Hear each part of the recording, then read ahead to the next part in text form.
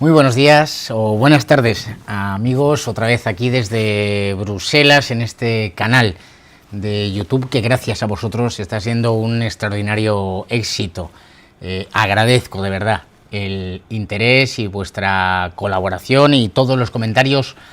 Espero dedicar esta semana un tiempo para poder contestaros a las decenas de comentarios que recibo en los diversos vídeos. Hoy toca un tema muy importante, un tema decisivo que se ha puesto de actualidad como consecuencia de un informe elaborado por el Ministerio del Interior francés al respecto de una organización islamista, una organización islámica, que es la denominada Sociedad de los Hermanos Musulmanes, una entidad que por supuesto, se ha infiltrado ya en toda Europa, que ya a lo largo de la pasada legislatura había dado lugar a numerosas noticias. Nosotros desde aquí, el Parlamento Europeo, hicimos numerosas preguntas y requerimientos a la Comisión Europea exigiendo explicaciones de por qué se estaba financiando con dinero público, con vuestro dinero, con mi dinero, con el dinero de todos los europeos, organizaciones que promovían la difusión de un islamismo radical, de una visión del Islam propia de la Sociedad de los Hermanos Musulmanes en territorio europeo. De forma muy breve, a pesar de que yo no soy, por supuesto, un gran especialista, pero sí muy interesado en qué es, qué hacen, cuáles son sus objetivos, cómo trabajan, sus tácticas y la estrategia de la llamada Sociedad de los Hermanos Musulmanes. Los Hermanos Musulmanes es una organización suní de esa rama del movimiento islámico, de la religión musulmana, fundada en el año 1928 en Egipto por, lo tengo aquí apuntado, Hassan al-Banna. Es su primer líder, su primer guía espiritual, que crea algo que llama una sociedad de hermanos musulmanes, que fundamentalmente tiene por objeto una doble finalidad. Por una parte, la valoración, el análisis de que viviendo en Egipto, que es un país, según ellos, de religión musulmana, se estaban perdiendo la vivencia de los, para ellos, denominados valores islámicos, y que el mundo musulmán estaba absolutamente occidentalizado. Y luego había un segundo elemento, que es el de combatir el colonialismo británico. Su lema desde el principio era el siguiente: el Islam es la solución. Y por tanto ya marca claramente cuál es el objetivo final de estos hermanos musulmanes, que es la difusión, la conquista de todo Occidente por el Islam. Su enseñanza consistía fundamentalmente en lo que venimos explicando desde hace mucho tiempo, y es que entendiendo, o ellos entienden, que el Islam no es solo ni principalmente una determinada fe religiosa ni un conjunto de prácticas religiosas, sino que fundamentalmente el Islam es una cosmovisión completa que afecta a lo político, a lo social, a lo cultural, a lo económico, incluso a lo financiero, es decir, una civilización completa que confronta, que se opone a la civilización cristiana. Podríamos irnos a aquel libro de El choque de las civilizaciones, o tengo la experiencia de recientemente de ese don Luis Montes, el padre del Instituto del Verbo Encarnado, con quien hicimos una última entrevista en nuestra serie de grandes conversaciones respecto de las relaciones de ese Islam posmoderno, moderno, con la religión cristiana y la persecución de los cristianos en el Medio Oriente. Se dedica fundamentalmente desde un inicio esa sociedad de hermanos musulmanes a un activismo político-social, es decir, la construcción de escuelas islámicas, de hospitales islámicos, de centros de salud islámicos, de mezquitas, por supuesto, de cursos y centros de enseñanza de literatura islámico, es decir, la conformación de progresivamente de una estructura, de un estado paralelo al propio Estado Egipto. Esto, por supuesto, tiene muchas implicaciones, una de ellas muy importante, y es que ante las deficiencias de aquel primigenio Estado egipcio a inicios del siglo XX, donde por supuesto no existía ninguna configuración de un Estado social, de un Estado de bienestar, pues evidentemente la sociedad de hermanos musulmanes empieza a infiltrarse, a ganar muchísimos adeptos en las clases bajas, en las clases trabajadoras, en las clases más humildes, en las clases más necesitadas, porque se les está ofreciendo una asistencia económica, una asistencia social que no permite o que no da el Estado Egipto. Tras la Segunda Guerra Mundial, Hassan al-Banna manifiesta una especial o hace suya la causa palestina, fundamentalmente porque supone también oponerse políticamente al ocupante británico, al colonialista británico, y bueno, eso determina ya que la sociedad de hermanos musulmanes pega un salto y sale de Egipto también al territorio de lo que es hoy Israel, de Palestina. Bueno, y ahí no nos vamos a meter, empezando a tener ya agentes ahí. Incluso se crea una sección especial dentro de esta sociedad de hermanos musulmanes que se dedica a realizar ataques y sabotajes a las infraestructuras, a las instalaciones del ejército de su Real Majestad, del ejército británico, no solo en Egipto, sino también en los territorios de Tierra Santa. Durante esos años 50 hasta el año 1956, la Sociedad de Hermanos Musulmanes empieza o inicia una progresiva radicalización, y esa primera sección especial que se dedica inicialmente a ataques de sabotaje a las instalaciones británicas empieza a realizar ya ataques terroristas en un sentido estricto, hasta incluso llegan a asesinar al primer ministro egipcio, lo que determina la reacción del Estado, que asesina al primer líder de la Sociedad de los Hermanos Musulmanes. Posteriormente, tras unas elecciones en Egipto, hay un cambio de gobierno y la Sociedad de Hermanos Musulmanes, que como consecuencia del magnicidio, haber asesinado al primer ministro egipcio, es ilegalizada por primera vez, pues vuelve a la actividad política. Es en ese momento donde se produce un gran cambio político en Egipto y irrumpe la figura fundamental de Nasser. Nasser, el líder de Egipto, entra en un conflicto. Él se opone claramente a la Sociedad de Hermanos Musulmanes, que en ese momento está dirigida por Hassan al-Judaibi, que es el nuevo líder espiritual de la Sociedad de Hermanos Musulmanes, y se inicia un nuevo proceso de ilegalización de nuevo en el año 1954 como consecuencia o tras el intento de asesinato de Nasser. Nasser automáticamente reacciona, inicia un acto de represión contra los hermanos musulmanes. Los registros nos hablan de más de 1000 arrestos, detenidos, incluso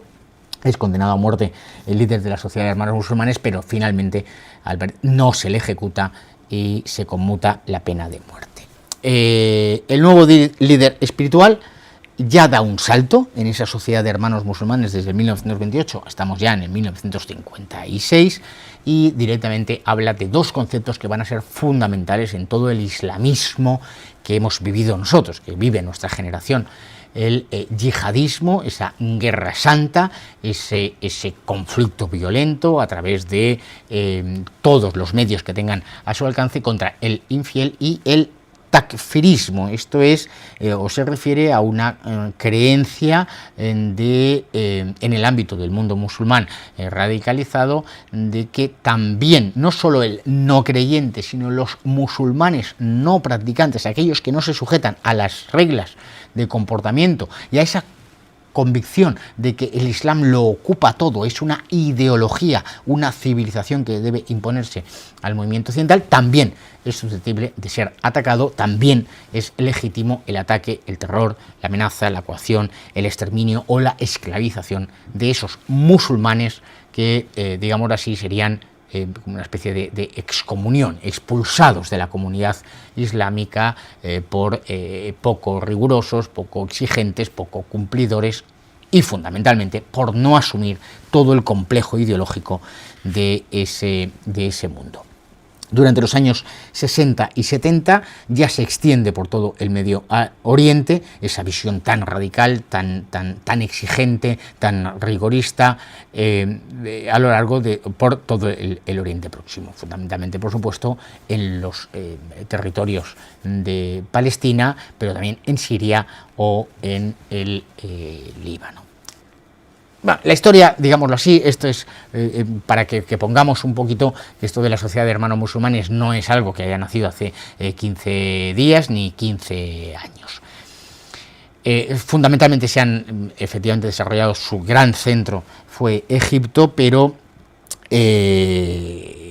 ya tiene esas ramificaciones con el Oriente Próximo y tiene ramificaciones también con Arabia Saudí.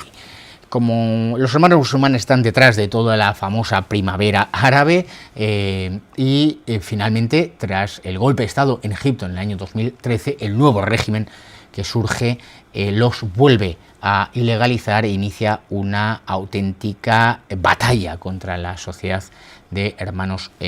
musulmanes. De esa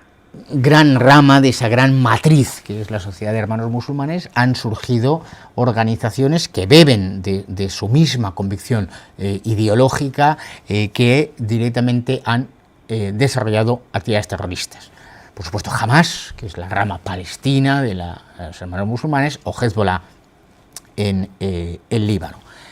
Esto es muy importante, porque la Sociedad de Hermanos Musulmanes, si bien ya he dicho que inician con esa sección especial que realiza actos de sabotaje y luego tienen actos de terrorismo, como el magnicidio del primer ministro de Egipto, pasa a una posición en la que lo que pretenden es aparecer como una rama moderada, como puro activismo social, político, cultural, difusión del Islam, de los valores islámicos, etcétera, etcétera. Digamos, formalmente alejándose de las organizaciones terroristas. Pero una de las cosas que pone de manifiesto ese informe del Ministerio de Interior francés, y una de las cuestiones que queda perfectamente acreditada, y más o menos iremos explicándolo, es que la Sociedad de Hermanos Musulmanes tiene como uno de sus objetivos, o como una de las consecuencias de su acción, es la creación de un caldo de cultivo para la radicalización y para generar contenido humano, es decir, personas que se radicalizan y pasan a formar parte de esas organizaciones terroristas. La estrategia de los hermanos musulmanes varía, por supuesto, en función del país, en función del momento. Es una organización que es capaz de una gran capacidad de adaptación, de adaptabilidad a la realidad política de cada uno de los países donde inicia sus actividades. Su visión del Islam, repito, es básicamente política, y aunque sobre todo en Europa se ha, como he dicho, presentado como una organización moderada frente a el wahabismo, que es como esa visión que se considera como la más radical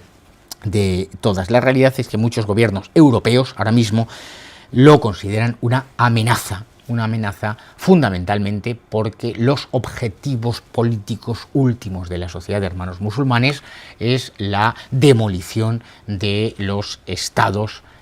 occidentales, de las sociedades occidentales, del Estado de Derecho, la derogación en la práctica de la ley civil, de la ley que se aplica a todos los ciudadanos, por supuesto, la imposición de la Sharia, de la ley islámica,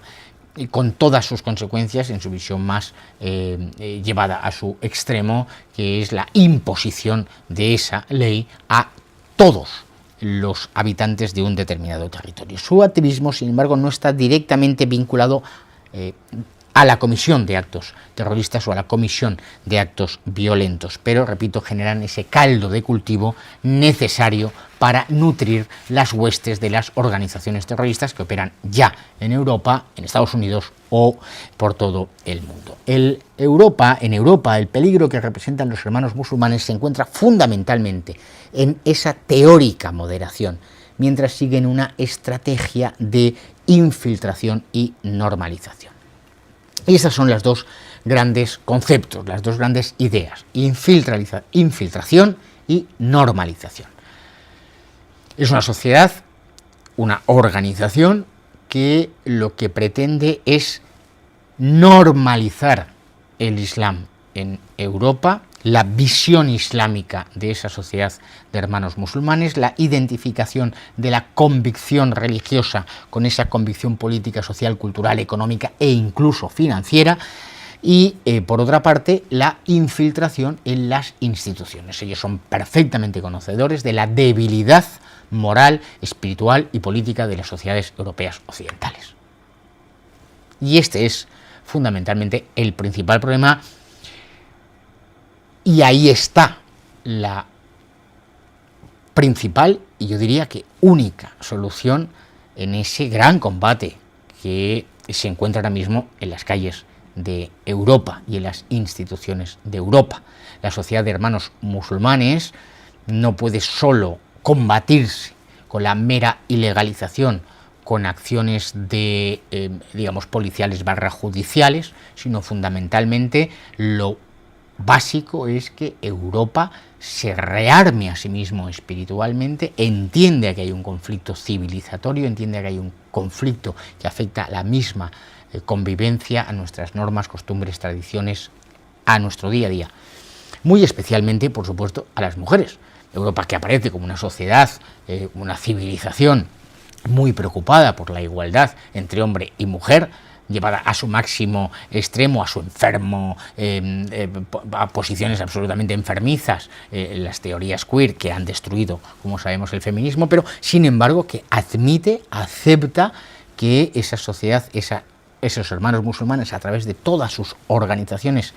en los Estados miembros de la Unión Europea, promuevan un modelo de sumisión de la mujer al hombre.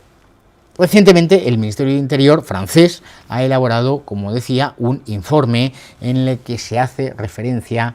muy especialmente, muy elaborado, que hace referencia a esa sofisticada red y estrategia de infiltración y de normalización. Ellos lo denominan el entrismo, es decir, la capacidad de entrar en todos los ámbitos político, cultural, económico, social de Europa, muy especialmente desde abajo, es decir, muy especialmente desde los municipios. No es una entrada desde arriba, de ir a la jefatura del Estado o de ir a determinadas instituciones de gran poder político dentro de los Estados miembros, sino fundamentalmente ir desde abajo, desde los municipios, desde los distritos, y con ello sustituir progresivamente las reglas de la vida social que tenemos los europeos, imponer sus propias normas en determinados territorios. En determinados territorios, cuando alcanzan una determinada mayoría social, cuando alcanzan o una minoría mayoritaria, esos porcentajes, el 15, el 20, el 25, el 30% en función del lugar, en ese momento la primera estrategia, que es la estrategia de infiltración y de normalización, una vez normalizado, pasan a la siguiente fase, que es la imposición de sus propias normas. Esto está perfectamente diseñado y el Ministerio del Interior francés hace ese informe demoledor sobre la situación en Francia. De ahí surge pues las normas relativas a la imposición del velo islámico o de determinadas prendas a las mujeres como signo de que tú perteneces a mi comunidad. En cambio, los musulmanes, que pueden pues tener sus convicciones, por supuesto, religiosas, y que no llevan el velo islámico o cualquier otro signo de sumisión de la mujer, no forman parte de nuestra comunidad. Todo esto con sus comillas y como si yo fuese miembro de esos hermanos musulmanes. Por supuesto, la exigencia de la comida islámica en las escuelas, en los hospitales, en los centros penitenciarios, en las instituciones militares, y la constante doctrina de victimización del propio musulmán a través de un concepto que han utilizado, que siguen utilizando, que ellos han elaborado, que es el de la islamofobia. Cualquier ataque, aunque no sea ataque, cualquier expresión, cualquier discurso, cualquier opinión, cualquier libro, cualquier artículo que ponga de manifiesto la necesidad de la defensa de las tradiciones, costumbres y leyes que nos hemos dado, se busca convertir en islamofobia. Es decir, la defensa de lo propio lo convierten ellos en un ataque al mundo musulmán, cuando, por supuesto, repito, que el gran salto es que estos hermanos musulmanes no configuran el Islam como una fe religiosa ni como unas prácticas religiosas, sino como una comunidad separada, distinta de la comunidad civil, con sus propias leyes, sus propias estructuras sociales, de solidaridad social, de caridad entre ellos, repito, escuelas, hospitales, mezquitas, centros de atención, empresas o incluso sistemas de financiación islámica. Ese concepto de la islamofobia y esa sumisión a la aparición de unas normas que pretenden cambiar todo nuestro paisaje es lo que ha asumido la izquierda en toda Europa. Por eso en Francia utilizan un concepto que es el de la islamo-izquierda, la coalición expresa, explícita, directa entre los partidos de izquierda, comunistas, incluso verdes, socialistas, radicales de todo tipo, con esos movimientos de infiltración del Islam en Europa, y que también ha acabado siendo asumido por el centro centrado muy moderado y por la derecha demócrata cristiana, falsa democracia cristiana, porque ni es demócrata en el sentido de la soberanía de la nación, ni es cristiana porque, por supuesto, para cualquier cristiano lo primero es la defensa de su propia fe y no la renuncia a la propia fe por imposición de una fe paralela. Su objetivo último de los hermanos musulmanes es el establecimiento de repúblicas islámicas que apliquen la Sharia, que apliquen la ley islámica en territorio europeo. El informe se refiere a Francia, pero podríamos hablarlo de España o de cualquier otro país. En Francia operan a través de una gran matriz que es la Federación de Musulmanes de Francia, ese gran paraguas que da una apariencia de legalidad, de moderación, de respeto a nuestro ordenamiento jurídico y que por supuesto les permite la obtención de cuantiosas subvenciones y ayudas a través de las propias instituciones europeas desde el nivel Unión Europea, algo que denunciamos aquí en el Parlamento Europeo permanentemente. Dentro del grupo de Patriotas por Europa hay que tener en cuenta que la situación en Francia es gravísima y que Rassemblement es el principal partido en Francia, nuestros socios en el grupo de Patriotas por Europa, pero en cada uno de los países operan a través de su propia estructura, también los Estados miembros, las regiones, y sobre todo en el ámbito local es donde consiguen ellos, a través de esa red de asociaciones, cuantiosas subvenciones y ayudas, además de las cantidades que reciben de estados extranjeros. Con este fin se ha construido una red alrededor del Institut Européen de Sciences Humaines, el Instituto Europeo de Ciencias Humanas, en activo desde el año 1990, donde señala el informe del Ministerio francés que para ello dispone de centros en los que forma a los educadores en torno a las ideas fundamentales de esa yihad y desigualdad entre hombres y mujeres. El informe habla de que cuentan en la actualidad con 280 asociaciones afiliadas y unos 1000 líderes sociales que se mueven en los diversos ámbitos sociales. Lo vemos, lo veis vosotros en las redes sociales, hay canales de YouTube, y sobre todo en las redes de jóvenes, donde se hace exhibición de esa visión del Islam, de sus tradiciones, de sus costumbres, y que cualquier visión contraria, alguien que confronte desde una visión laica, como se hace en el Estado francés, o desde una visión cristiana, de una visión católica, es inmediatamente acusado de islamofobia. Es lo que le pasa, por ejemplo, a Viktor Orbán, cuando Viktor Orbán dice que quiere que Hungría siga siendo una nación húngara, donde vivan húngaros, en favor de los húngaros, respetuosos con la historia, con las costumbres, las tradiciones jurídicas y políticas húngaras, para que Hungría siga existiendo. Bueno, eso automáticamente es considerado por la islamoizquierda en toda Europa, un discurso xenófobo y un discurso islamófobo. Ese es el mecanismo mental y político que, aprovechando toda esa doctrina falsaria de los derechos individuales humanos llevados a su máxima expresión, sin entender que esos derechos se tienen en el marco de un ordenamiento jurídico, en el marco de una comunidad, en el marco de una sociedad, en el marco de una identidad colectiva, pues se están arrasando con nuestra... Esto. Se busca adoctrinar en las escuelas privadas islámicas, en las asociaciones deportivas, las actividades sociales de todo tipo. Es puro esa doctrina de la infiltración, de la inclusión dentro de la propia sociedad, con actividades extraescolares para los más jóvenes, a los que se confía la tarea de convertirse en imanes, polemistas públicos, comunicadores, juristas o animadores o dirigentes de organizaciones no gubernamentales. Y es esa... El ir desde abajo, el formar líderes desde abajo, el promover a los líderes a través de las organizaciones ya constituidas, el blanquear,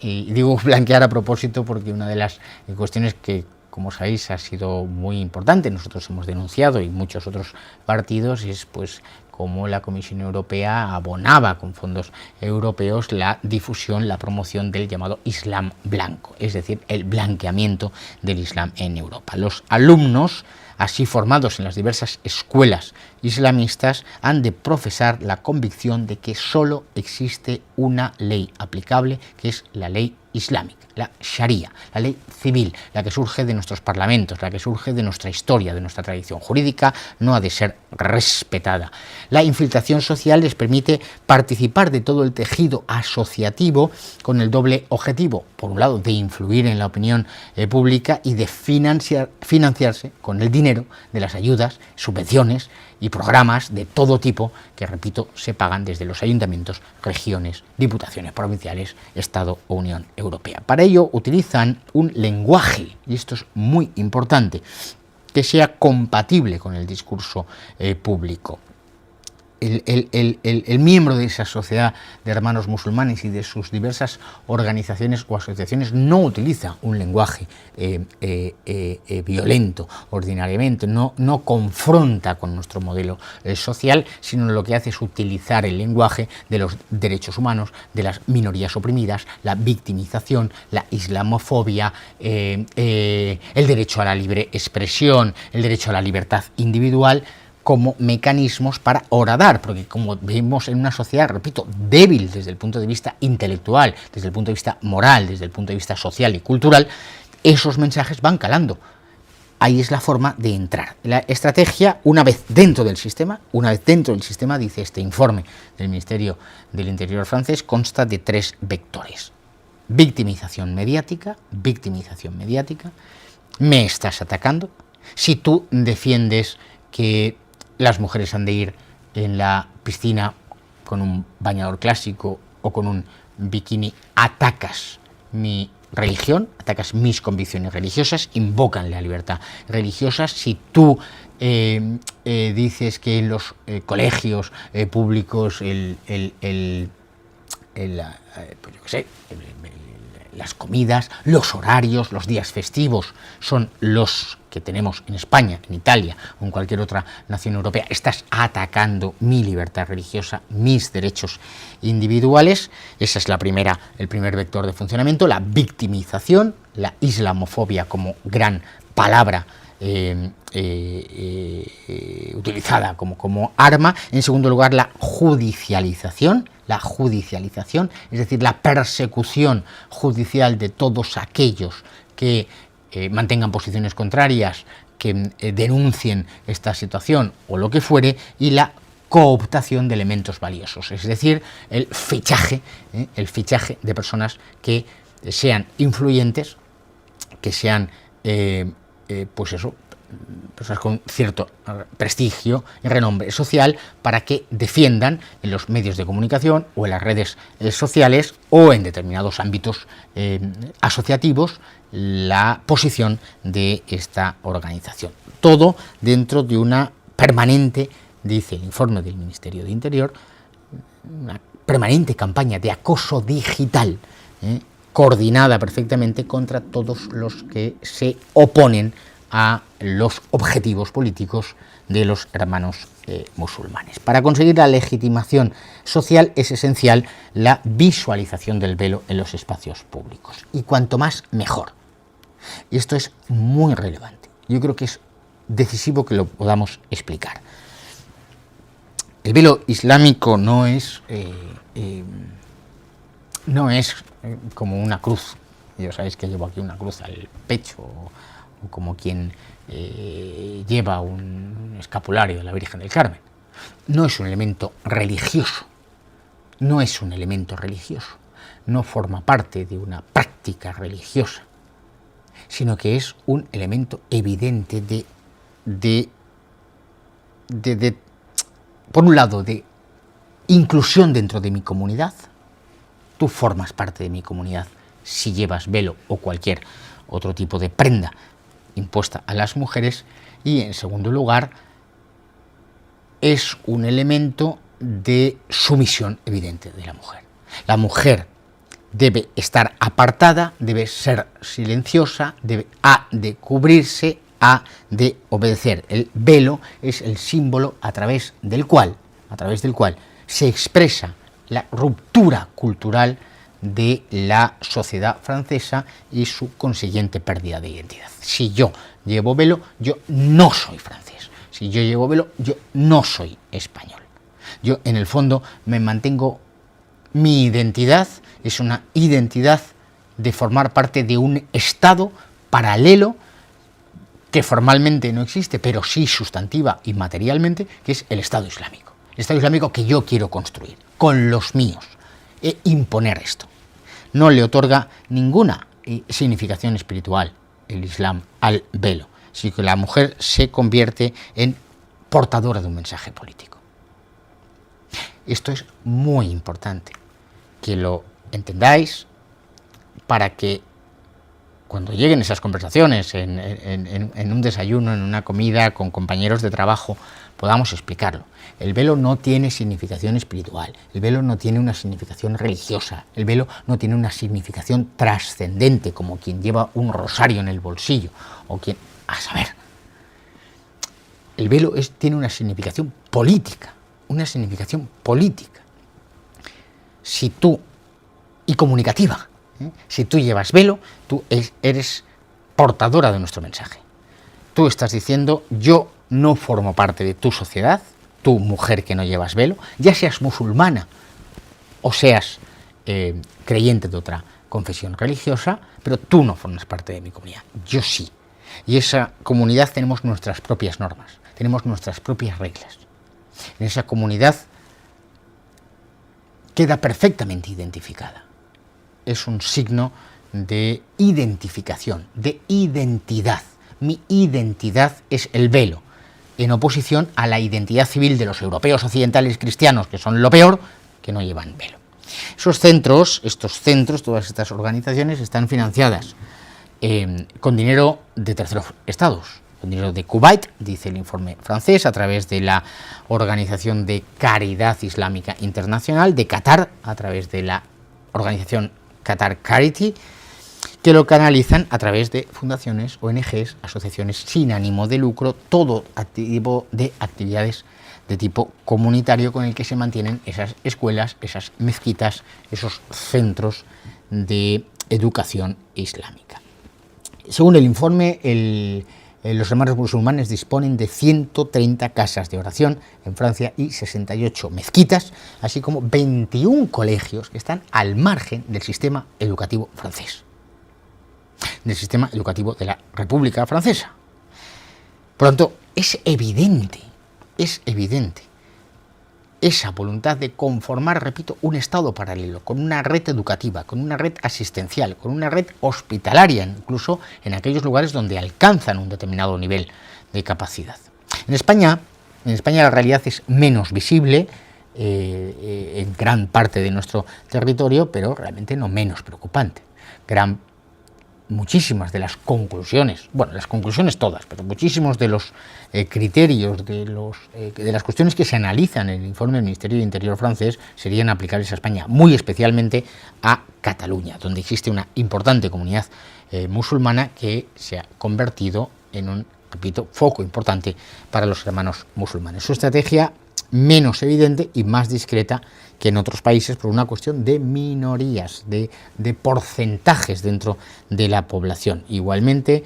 pasa por la creación de centros asistenciales, caritativos, organizaciones de ayuda social, de carácter deportivo, extraescolar. Lo estamos viendo en Cataluña muy especialmente. Aquí, por ejemplo, hay un medio de comunicación que de forma excepcional, aparte de la Gaceta de la Iberosfera, que es eNoticias, Notícies, se escribe, que es un medio que ha hecho un buen trabajo de difusión de esto. Una de las entidades más destacadas dentro de los hermanos musulmanes es Islamic Relief, una ONG con raíces, con matriz en Reino Unido, pero que opera en prácticamente toda Europa, con distintos nombres y especialmente en Cataluña. Opera en Reus, opera en Lérida, opera en Gerona y es una organización que está señalada en numerosísimos informes por sus vínculos con los hermanos musulmanes, aunque sus líderes niegan, por supuesto, toda actividad o toda relación con actividades terroristas. Los informes policiales españoles, siguiendo en este caso lo que publican algunos medios de comunicación en España, le acusan de financiar campos de entrenamiento y apoyar logísticamente al yihadismo, que es lo que os he explicado al principio de este vídeo. Su presencia en Cataluña, igual que sucede en Francia, está directamente vinculada a la radicalización de jóvenes musulmanes e incluso mediante la conversión de jóvenes españoles pues, que o no tienen formación religiosa o se produce una conversión religiosa, pasan a formar parte de sus filas. El entramado de los hermanos musulmanes en Barcelona se extiende ya más allá de las ONGs. Hay organizaciones, y cito aquí, como la Liga Islámica para el Diálogo y la Convivencia, el Centro Cultural Islámico de Clot, la Comunidad Islámica ANUR de Ripoll, vinculadas todas a la Federación de Organizaciones Islámicas de Europa, brazo europeo de la hermandad. Según esos medios de comunicación que he ido para elaborar este pequeño vídeo o corto vídeo, el propio Centro Nacional de Inteligencia ha vinculado el Centro Cultural Islámico de Olot, dice, recibió una subvención de 300.000 euros de Qatar, lo que evidencia la conexión evidente con el Golfo Pérsico. Y esta es la realidad de los hermanos musulmanes, que ha dado lugar a un durísimo informe del Ministerio de Interior, que ha sido un auténtico terremoto en Francia, donde nuestros socios y amigos de Rassemblement, Marine Le Pen, Jordan Bardella, han puesto más que el grito del cielo, han dicho: lo veis, esto es lo que nosotros venimos denunciando, es lo que venimos exigiendo, que se corte el grifo y que se combata realmente a estos hermanos musulmanes. Lo que no se puede es con dinero público estar encima financiando a organizaciones que tienen como objetivo último, socavar,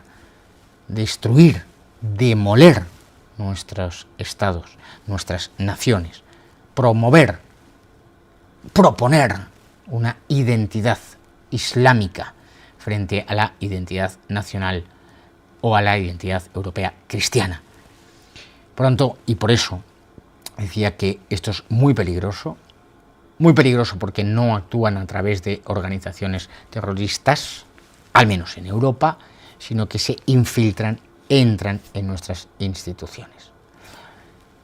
Y sucede en toda Europa. Francia ha alzado la mano y ha dicho: cuidado, pero de la Comisión Europea, programas del propio Parlamento Europeo, en Alemania, en Austria, en España, se están financiando organizaciones de este tipo. Y esta es la gran pregunta que hay que hacer. Una pregunta que tiene una respuesta. ¿Qué está haciendo el Centro Nacional de Inteligencia? ¿Qué están haciendo nuestros servicios de seguridad? ¿Esto es un desvelo para el indigno Marlaska? ¿Está preocupado por esto? La respuesta la sabemos clara, sabemos que es no, que tenemos un gobierno que coopera, que colabora, que es cómplice con organizaciones que hemos visto son la parte terrorista de ese conglomerado intelectual que es la Sociedad de Hermanos Musulmanes, desde Hamas a Hezbollah. Pero deberíamos estar ahí. Es preciso que el gobierno, desde el gobierno, con los instrumentos del gobierno, con la ley, por supuesto, en la mano, se utilicen todos los medios para desarticular este tipo de organizaciones. Porque no tienen ningún derecho a entrar en Europa y destruir Europa. No tienen ningún derecho a imponer una ley islámica que confronte contra nuestra ley civil, nuestra tradición jurídica, nuestra costumbre, nuestro respeto a la mujer, nuestro concepto de familia, nuestro concepto de empresa. No tienen ningún derecho. No existe ese derecho. No existe. No existe derecho a llevar el velo islámico. No existe un derecho a educar en la diferencia entre hombre y mujer, o educar en que Dios, Alá, tiene no sé cuántos nombres, decenas de nombres, pero le falta uno, que es el de amor, ¿no? Y de padre. En fin, que es un reto que el informe del Ministerio del Interior francés ha alzado la voz sobre esta cuestión, que hemos clamado en el desierto, pero que tenemos ya una herramienta de trabajo muy buena, como es ese informe, para ir determinando,